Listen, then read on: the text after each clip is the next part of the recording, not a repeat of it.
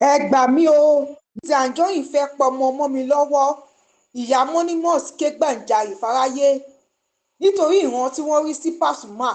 Àwọn olólùfẹ́ ẹ̀ má ṣe ohun kàyéfì. Ẹ jókòó ẹ gbọ́ ìròyìn náà lẹ́kùnrẹ́rẹ́. Nítorí ìran sáwọn wòlíì méjì ọ̀tọ̀ọ̀tọ̀ rí sí Pasuma làwọn olólùfẹ́ ẹ̀ bá wọlé àdúrà fún un. Báwọn kìrìsìtẹ́nì ṣe ń gbàdúrà fún un làwọn mùsùlùmí náà ń gbàdúrà fún un. Táwọn oníṣẹ̀ṣe gan wọn ò gbẹ̀yìn ni wọ́n ń rúbọ tí wọ́n ṣètùtù wípé ìran bí ò gbọdọ̀ ṣe mọ́kùnrin olórin náà. Màmá Rainbow òṣèrébìnrin tíátà lẹ́wà náà lọ kí Pasuma nílé tó sì ń rọ̀jò àdúrà kíkọ lórí rẹ̀ wípé ikú ò ní pa báyìí àti pé aburú ò ní ṣe mọ́ ọkùnrin náà lára. Látàrí ìjà tó ń lọ láàrin Lizzy Anjorin òṣèré tíátà lẹ́wà àti Moni Moins ọ̀rábìnrin tó máa ń ta góòlù. Ìyá Moni Moins jẹ́ síta pé káwọn ayé kó gbà òun lọ́wọ́ Lizzy Anjorin o, wípé kó má pọ̀ mọ́ òun lọ́wọ́ o. Ẹ gbọ́ ohun tó sọ. ọ̀rọ̀ Lizzy Anjorin kó má pọ̀ ọmọ mi lọ́wọ́, kó má fẹjọ́ sí ọmọ léṣe fún mi nítorí wípé ọmọ mi ò sẹ́ o. Òyìnbó Ṣáínà àwọn náà ń ṣe jewelry wọlé, aláwọ̀ ohun tó ń ṣẹlẹ̀, àwọn wá dúró nítorí wípé ó ń polówó ń bá wọn ṣe advertisement dáadáa. Àwọn náà ń ṣe ọjà oríṣiríṣi fún Moni Moins ò ní iléeṣẹ́ tó ti ń rọ góòlù ní Nàìjíríà, tó ti ń rọ góòlù padà sí kínní kó ń rí kó fi polówó ni. Ṣùgbọ́n ẹjọ́ yìí ti pọ̀ jù, àròyé yìí ti pọ̀ jù. Lizzy Anjorin kò jẹ́ ká nísinmi tẹpẹtẹpẹ tí gbogbo ẹ̀ mi ò sì fẹ́ kí n kọsẹ̀ níwájú ọba tó ní mi tó lè ṣe tó ṣe tó lágbára lórí àti ṣe, torí pé ẹnu mi yìí mo fi ń tó tọmọ aráyé ṣe ni mi ní fi bá tọmọ aráyé jẹ. Ó ti mú mi láti pé kí n gbégbèsè lákọ̀ọ́kọ́ nígbà tí mo bẹ̀ẹ́ tó tún wá padà ṣépè tẹ́mi gan bọ́ sórí afẹ́fẹ́ tínú bí mi. Ṣùgbọ́n ẹni tó bá ní ẹbí gidi nílé àtẹ̀bí ọkọ àti àwọn olólùfẹ́ ẹ̀ mọ̀ ní alájà kí lẹ ṣe yìí fún, ẹ ti ju gbogbo eléyìí lọ, ẹ filẹ̀, a sì filẹ̀, a sì gbẹ́jọ́ ẹ̀ lọ bá jọba láti pé kán bá ń gba orúkọ ọmọ mi kúrò lẹ́nu ẹ̀, kó ṣe tiẹ̀ kí kálukú ṣe tiẹ̀. A fẹ́ kíjọba bá wa bí Lizzy léèrè pé ǹjẹ́ òfin kan ń bẹ tó ní tẹ̀yìn kan bá ń wọ góòlù ẹnìkan ò gbọ́dọ̀ ṣerú rẹ̀. Ṣùgbọ́n gbogbo gbìyànjú wa pàbó ló já sí. Nígbà tá a lọ fẹjọ́ Lizzy Anjorin sùn ní Alágbọ̀n, ọ̀gá tá a bá ń bẹ̀ ó tiẹ̀ ká wọn lára, wọn sọ̀rọ̀ ọmọ púpọ̀ nítorí pé gbogbo gbà náà gbogbo wàhálà yẹn ó jẹ́ kó ti ọmọ mi díẹ̀. Ọlọ́run kan ṣàánú wa rí pé ẹni tí ìfà wàhálà tó wá mú wàhálà tó wá jẹ́ pé ní gbogbo ìgbà àwa sì mọ̀ pé pèrè ò lè ṣe nǹkan kan nínú ara wa. Àwa fi ọ̀rọ̀ Lizzy wé ọ̀rọ̀ ẹni tí ò mọ ti ń sọ, nítorí pé téèyàn bá rẹ́ni tí ò mọ̀ tó bá ń bá a sọ̀rọ̀ ó pàdánù ọ̀rọ̀ ni. Ìyẹn la fi wá fi sílẹ̀. Àwa lọ sálàgbọ̀n yìí àfojú kan Lizzy kò yọjú o.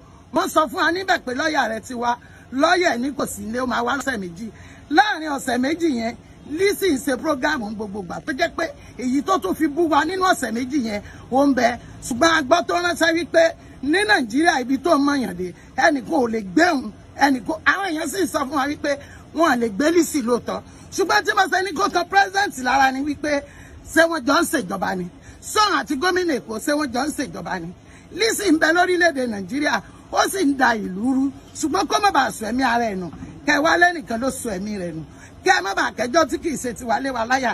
Lèmi ṣe ń pariwo fún gbogbo àgbáyé pé gbogbo ẹ̀yin lọ́ọ̀yà tẹ́ ẹ̀ ran mẹ̀kúnnù lọ́wọ́, tẹ́ ẹ̀ ń dá sọ̀rọ̀ mẹ̀kúnnù, ẹ ṣàánú, ẹ bá wa dìde sí ọ̀rọ̀ Lizzy. Kó lọ mú àwọn òyìnbó Ṣáínà kó lọ pè wọ́n lẹ́jọ́. Èmi ò bímọ púpọ̀ o, mi ò sì fẹ́ kó pa mí lọ́mọ, mi ì sì fẹ́ kí ikú tí ń wá káàkiri tó wò wípé tó ń bá fa wàhálà, mi ì fẹ́ kẹ́mi èèyàn tọwọ́ èmi bọ̀. Mi ò ní ẹran lẹ́wọ̀n, ṣùgbọ́n ẹbí mi sọ fún pé ọmọ ti tèmi Monílọ́lá Àsíà Táyọ̀ká ọmọ Sàlámì Ayálímì nǹkan kò gbọdọ̀ sí. Ẹgbà mi ẹ ràn mí lọ́wọ́. Mi ì lẹ́nìkan téèyàn bá dẹ̀ lẹ́nìkan ó máa ń ké pe àwọn orílẹ̀-èdè rẹ̀ ní pé ẹ ṣèrànlọ́wọ́ fún mi, ẹ ṣèrànlọ́wọ́ fún mi. Lizzy ti ní alágbára di òun nínú ìlú yìí, kò sẹ́ni tó lè mú òun nítorí wípé gbogbo àti bẹ́ẹ̀ lòun mọ̀. Sọ́wọ́ jọgàtí ò jọgàtí, amúyàn lọ sí police station àfojú kan. Ṣùgbọ́n tó bá jẹ́ pé mẹ̀kúnnù ní Lizzy lọ pé wọ́n á tì í mọ́lẹ̀, Lizzy òṣùrùnjọ́ kan ní police station ó sì tún bú wa tẹ́rì fi wà ńlẹ̀ ẹ dákun ẹ bá mi ti ọ̀rọ̀ mi kó kun nílé la kó kun ara òkú lára wípé mo sọ wípé gbogbo ọmọ Nàìjíríà ẹ gbà mí lọ́wọ́ Lizzy ẹ bá mi sọ fún wípé ọmọ tèmi kéré o kó fọmọ mi lẹ̀ o kọ́lọ́ Elédùmarè ọba tí mo dúró tì ọba tí kì í dojú tì ni ọba tí máa ń ṣàánú ẹni ògbìjà kẹrù òbò níjà mọ́mọ́ pọ́ ti ń gbìjà torí tí ò bá gbìjà Lizzy ò ní pariwo ara rẹ̀ pé mo ní lọ́lá gbé lọ sí kóòtù nígbà táwa gbé lọ kóòtù tí kò yọjú àwa ti wò pọ̀lẹ̀ làwa àwa ti rọra jókòó ara wa ṣùgbọ́n fúnra ara rẹ̀ náà ló tún fẹnu kéde fáyé mo wá jí láàárọ̀ yìí ni mo rí nínú ìròyìn kan tí ń sọ wípé wọ́n sọ wípé àwọn ń wo bí tẹ́jọ́ Lizzy àti Moni Moins tó máa jáde sí Lizzy ń fẹ́ káàwùwà tá a fi jẹ̀bi àwa ò sì ní jẹ̀bi torí ilé ọlọ́gbọ́n láti wá kọ́ba tó ní wá kó mọ̀ fi wálẹ̀ President Tinubu ẹ ní ṣìṣe o ìdààmú ò ní bá yín o ọba tí ń tò yóò bá yín tò ẹ gbà mí ẹ rà mí o bọbẹ gómìnà Sanwó-Olú ẹ dákun ẹ gbà mí bípọ ọlọ́pàá ò bá ká Lizzy láti gbé láti bá wa kìlọ̀ nílọ̀rọ̀ kó fọmọ mi lọ́rùn lẹ̀ mo mọ̀ pé pàtí yín ó kà.